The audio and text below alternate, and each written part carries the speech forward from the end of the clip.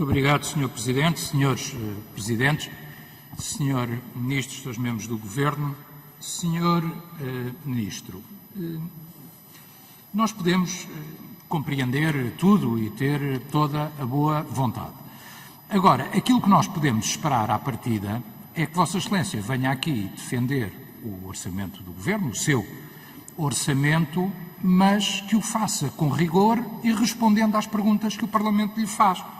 Porque a nossa função enquanto deputados é precisamente essa, é fazer-lhe as perguntas e o senhor é que tem que dar as respostas. E aquilo que eu verifico, Sr. Ministro, e é um esforço enorme, as perguntas vêm do centro-direita, vêm da esquerda, vêm da extrema-esquerda e o Sr. Ministro não responde nunca de forma detalhada e rigorosa àquilo que lhe é perguntado. A começar, por exemplo, pelas admissões, que é uma questão essencial para as forças de segurança. A sua resposta dos 10 mil efetivos até 2023 já todos conhecemos. Só que queremos saber quantos é que entram em 2020, quantos é que não entraram, quantos é que ficaram por entrar, quantos é que vão entrar ainda e quando, quantos é que vão entrar para a PSP, para a GNR e para o CEF em 2021, etc. por aí fora. E aí o Sr. Ministro dá uma resposta completamente enrolada, que é, enfim, acabou agora um curso, são 400 e depois são mais 300 no outro curso, os outros foi por causa da pandemia, ficou tudo atrasado, mas quando, Sr. Ministro? Quando e quantos? É isso que é legítimo perguntar e é isso que é exigível o Sr. Ministro responder-nos. Porque, Sr. Ministro, eu posso compreender até as dificuldades, e todos teremos que compreender, com certeza, com a pandemia e os cursos, etc. por aí fora. Mas mesmo os números que nos dá são muito aquém logo para o primeiro ano. E, portanto, quando e como é que isto vai ser reposto é a pergunta essencial. E não vale a pena o Sr. Ministro fazer, como fez há pouco, um bocadinho de exercício de política partidária, para não lhe chamar politiquice, porque, comparando com o passado, Sr. Ministro, a verdade é que, pensando no Governo que teve que lidar com a pior situação económica do país, sabemos que esta agora também não é fácil em função da pandemia, ou é igualmente difícil se quiser, mas no auge da Troika, em 2012, nós tínhamos mais polícias do que temos hoje. Essa é a verdade.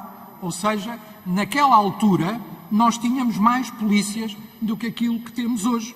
Em 2012, o total eram 21.805, em 2019 o total são 20.801. Portanto, dá uma diferença ainda de mais ou menos mil polícias, estou só a falar da PSP, em relação a 2012. E, portanto, esta é a realidade, Sr. Ministro, e, portanto, não vale a pena fazer essas comparações quando o senhor teve condições, teve todas as condições, durante estes já largos anos de governo socialista, para repor esta matéria e não o conseguiu fazer. E já agora, Sr. Ministro, a questão, obviamente que a única questão não é a dos efetivos, e aí, de facto, a sua resposta não é clara. Nas outras também não é, porque qual é a questão? É o plano de admissões, que não é concretizado aqui nem no orçamento, e isso é lamentável. É a questão da atualização dos suplementos remuneratórios, como foi dito por várias bancadas, não são atualizados há mais ou menos 10 anos, e é a questão, obviamente, daquilo que teria que ser reposto relativo aos suplementos do período de férias, que nem aí o Sr. Ministro nos respondeu com rigor e com verdade, porque, de facto, como aqui lhe foi dito, foi em 2010 que esse corte foi efetuado. A verdade é que o Governo que entrou em funções em 2011, remeteu para a decisão do Tribunal. O Sr. Ministro, mesmo depois do Tribunal decidir que era para pagar, não quis pagar, e esse é o único ponto de acordo que tem com as forças de segurança, e justiça lhe seja feita, aí tem um acordo de base. Nem todos os sindicatos estão de acordo com o plano de pagamentos que foi estabelecido, mas aí tem uma base de plano de acordo. No resto, não tem base de coisa nenhuma, Sr. Ministro. E a verdade é, o Sr. Ministro diz, não, o senhor dizia há pouco ao Sr. Deputado, não sabem porque não estão à mesa das negociações. É verdade, nenhum de nós está à mesa das negociações, mas eu sei o que é que diz quem está à mesa das negociações. E quem está à mesa das negociações o que diz é que o senhor há meses que não dá resposta às perguntas e às solicitações que lhe são feitas, há meses que não apresenta plano de investimentos, plano de admissões, a questão dos suplementos, a atualização dos suplementos, a questão das aposentações, o envelhecimento nas forças de segurança é enorme e, pelo menos, desde o início da pandemia, praticamente, que o senhor não reúne e não dá resposta nessa mesa negocial. Essa é que é a verdade, Sr. Ministro. E se não for, desminta aqui, porque eu tenho clarissimamente essa informação e posso lhe garantir que tenho essa informação. São muitos meses sem que haja resposta da sua parte e é isso que o Sr. Ministro devia aqui vir dizer e esclarecer. Muito obrigado, Sr. Deputado Telmo Correia. A palavra ao Sr. Ministro para responder. Sr. Ministro, por favor. Muito obrigado, Sr. Presidente. Muito obrigado, Sr. Deputado Telmo Correia. Eu compreendo aqui as considerações que legitimamente pode entender fazer.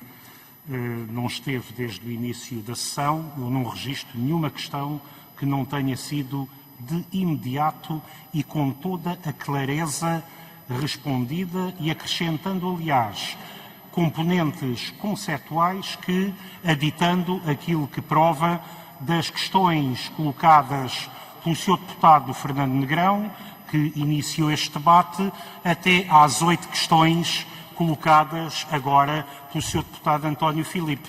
E, portanto, não sei de quem está a fazer de advogado oficioso, tentarei de algum modo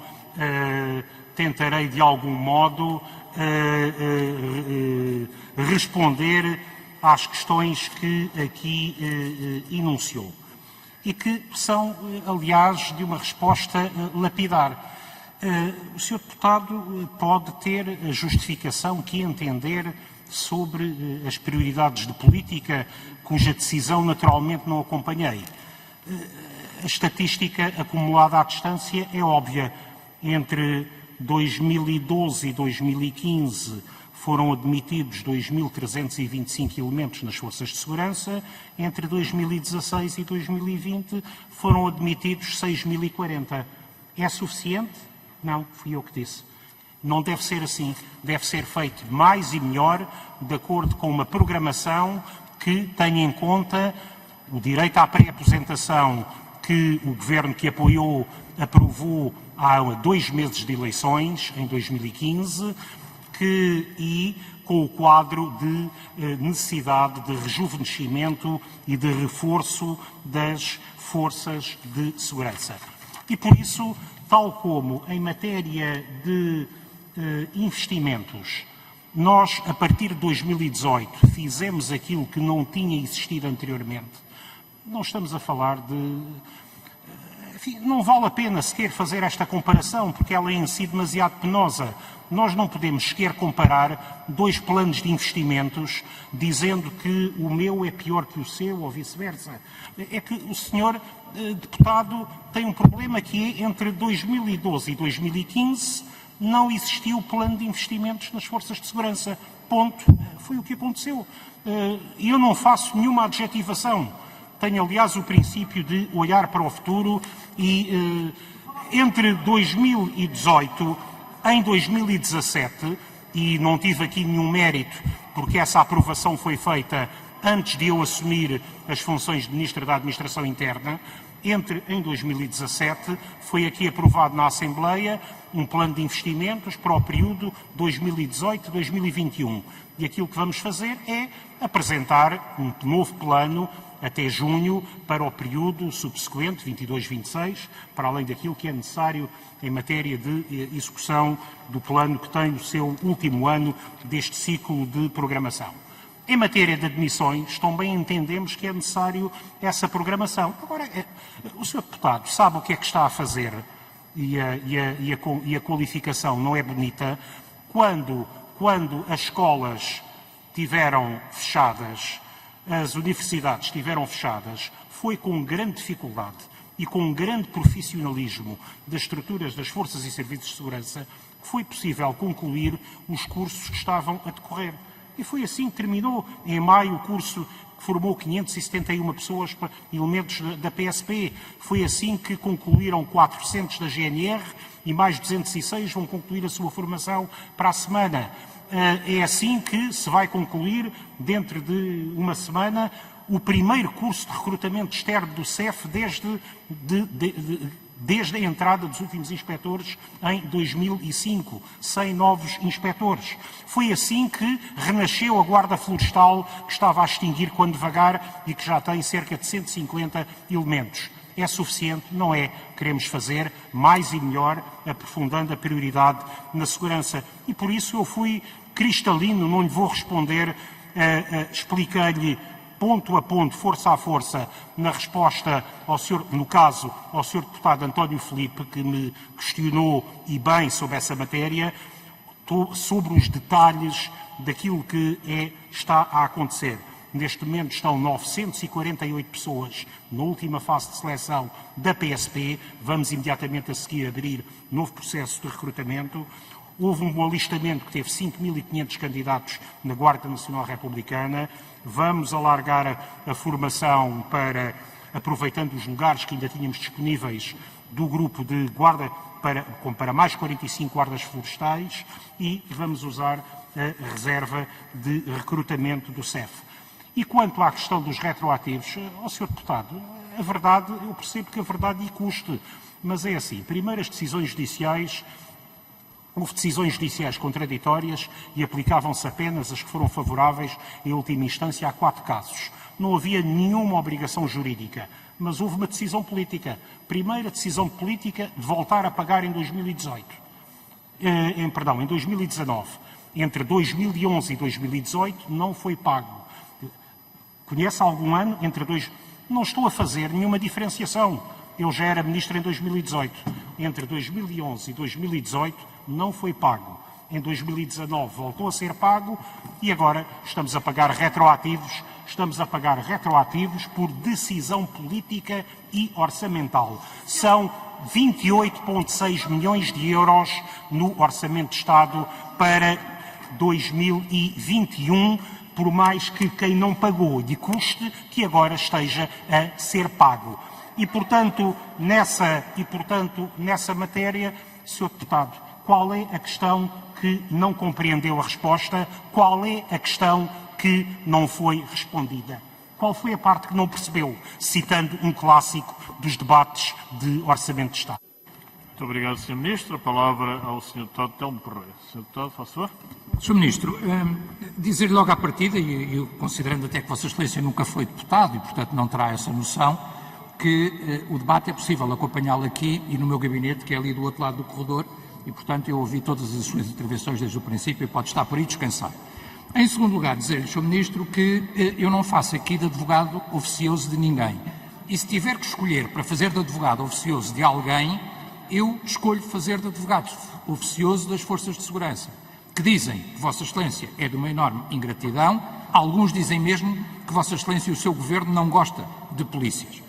Eles saberão porquê. Eu a defender alguém, são esses que eu escolho defender, porque o senhor não os defende e essa era a sua primeira obrigação enquanto Ministro da Administração Interna e é exatamente isso que o senhor não faz. A pergunta era muito simples, Sr. Ministro. Quantos PSP, GNR e CEF entram em 2020? Quantos PSP, GNR e CEF entram em 2021? É um número, são 3 números para cada uma das forças. E o senhor não respondeu e continua a não responder. Por outro lado, pergunto-lhe se tem consciência, não só que as principais associações dizem que as negociações estão paradas, também não me respondeu a isso. É verdade ou é mentira? Ou estão paradas ou não estão? É tão simples como isso. E que, por outro lado, por exemplo, o CEF, pelas condições de trabalho, pela ausência de efetivos, pela falta de meios, o CEF está praticamente em pré-aviso de greve. E, portanto, é essa a situação, Sr. Ministro. Quer ignorar isso tudo e vir para aqui pintar que o senhor é que faz e que o seu partido é que é bom e que os outros partidos não sei o quê. Sr. Ministro, o que isto dispensa mesmo é de politiquice. Para ser sincero, e por outro lado, perguntar-lhe ainda, com toda a serenidade, Sr. Ministro, a questão do subsídio de risco, porque este Parlamento chegou a aprovar o subsídio de risco. E houve várias propostas, houve uma do meu partido, houve outras. A última que foi aprovada nem foi do meu partido, foi de um partido da esquerda. E foi aprovada. E o Sr. Ministro, estou a terminar mesmo, Sr. Presidente, e o Sr. Primeiro-Ministro não lhe deu nenhuma execução. E, portanto, Sr. Ministro, vai ou não fazer o subsídio de risco? E como é que o senhor vai explicar a polícias e a forças de segurança que estão na primeira linha e na primeira linha da fiscalização todos os dias, que não têm sequer o subsídio de risco? Os senhores primeiros chumbaram, mas agora vão aprovar para os profissionais de saúde. Como é que isso é possível, Sr. Ministro? obrigado. Não tem explicação. Muito obrigado, Sr. Presidente. Obrigado ao Sr. Deputado. A palavra ao Sr. Ministro para responder sinteticamente. Faça o Sr. Ministro. Muito obrigado, Sr. Presidente. Muito obrigado, Sr. Deputado. Lamento a total desatenção. E a de advogado oficioso estava-me a referir a todas as bancadas que tinham intervido anteriormente. Por quanto às forças de segurança, elas têm finalmente promoções todos os anos, têm finalmente progressões desde que foi retomada a normal evolução das carreiras, têm o pagamento de retroativos que não tiveram, que deixaram de ser pagos entre 2011 e 2018 e que terão 28,6 milhões de pagamento desses retroativos. E a matéria de subsídio de risco, não, pelo contrário, foi dada execução e dentro da última reunião em que foi discutido subsídio de risco foi no dia 6 de abril.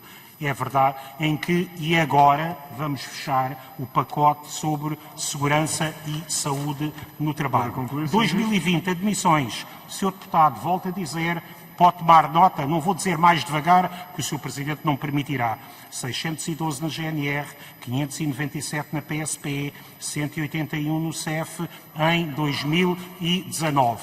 Concursos a abrir para, no máximo, 948 na PSP, mais 1000 na GNR, mais utilização da reserva de recrutamento no CEF. Já disse que, fruto da pandemia, não concluiremos os 2.500, com toda a transparência, os 2.500 que estavam no Orçamento de Estado que o senhor votou contra. Muito obrigado, o Orçamento de Estado que votou contra previa isso. E estamos de acordo que haja um mecanismo, como disse o Sr. Deputado António Filipe, de transição de saldos, isto é, de aproveitamento em 2021 daquilo que não foi possível admitir em 2020.